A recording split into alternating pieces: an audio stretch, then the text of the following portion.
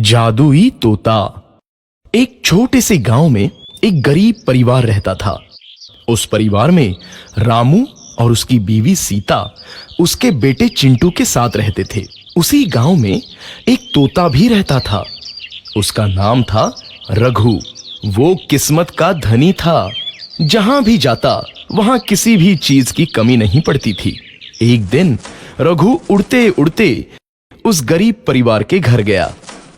रघु सोचता है, अरे वाह, लगता है यहाँ आज बहुत अच्छा खाना मिलेगा। मैं पेट भर के खाऊंगा। वो एक कटोरी में रखे अमरूद देखता है। अरे वाह, अमरूद, मुझे तो ये बहुत पसंद है। मैं तो इसे पेट भर के खाऊंगा। रघु तोता अमरूद खाने ही लगता है। तभी सीता रघु को अमरूद खाते देखती है तो गुस्सा हो जाती है और उसे वहां से भगा देती है। भाग यहाँ से, न जाने कहां से आ जाते हैं। मैं तो परेशान हो गई हूं इनसे। सीता के भगाने के बाद रघु चुपचाप से एक कोने में रहता है। धीरे धीरे उस परिवार की बरकत होने लगती है। एक दिन रामू और सीता खाना खाते वक्त बातें करते हैं। आजकल हमारी बहुत तरक्की हो रही है, काम भी अच्छा चल रहा है। रामू कहता है। इस पर सीता कहती है, सच कहा, भगवान हमेशा ऐसे ही हम पर मेहरबान रहे। बेटा चिंटू भी कहता है, पिताजी, मुझे खिलौना लेके दो ना, मेरे सभी दोस्तों के पास है। रामू कहता है, ठीक है, जरूर लाऊंगा। सीता कहती है, कितने खुश है सब, मेरे परिवार को किसी की नजर ना लगे। एक तरफ ऐसी बातें होती हैं तो दूसरी तरफ रसोई में रघु तोता भी अमरूद खाते रहता है। मजा आया, अमरूद खाया, मजा आया, अमरूद खाया, मजा आया। तभी सीता रसोई में आती है और रघु तोते को अमरूद खाते देख बहुत गुस्सा होती है। सीता रघु को बाहर निकालने के लिए पिंजरे में अमरूद रखती है।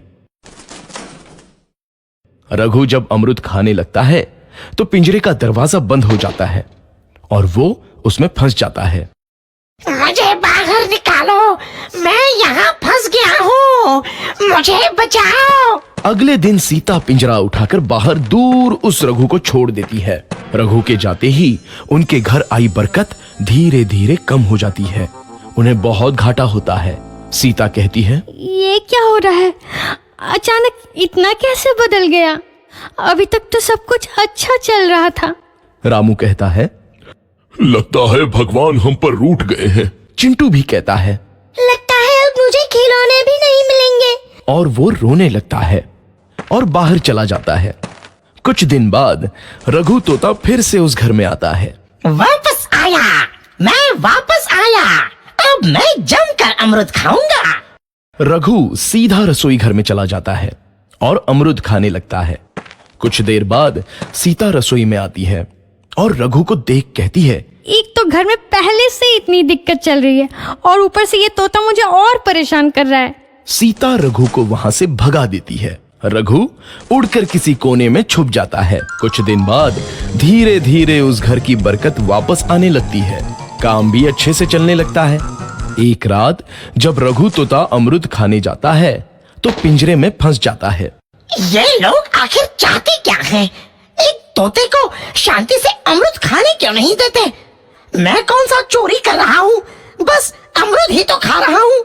तभी रामू वहां आता है और पिंजरे में रघु तोते को देख उसे बाहर छोड़ देता है।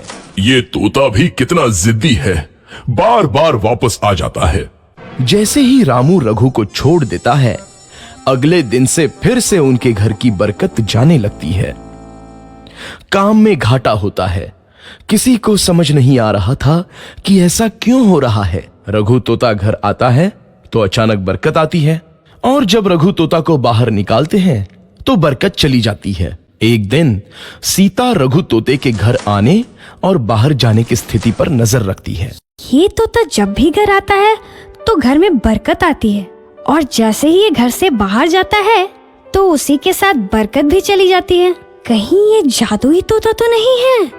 अगली बार जब ये तोता घर आएगा तो मैं इसे कहीं नहीं जाने दूंगी। सीता रघु का बहुत इंतजार करती है, लेकिन रघु तोता दोबारा उस घर में कभी नहीं आता।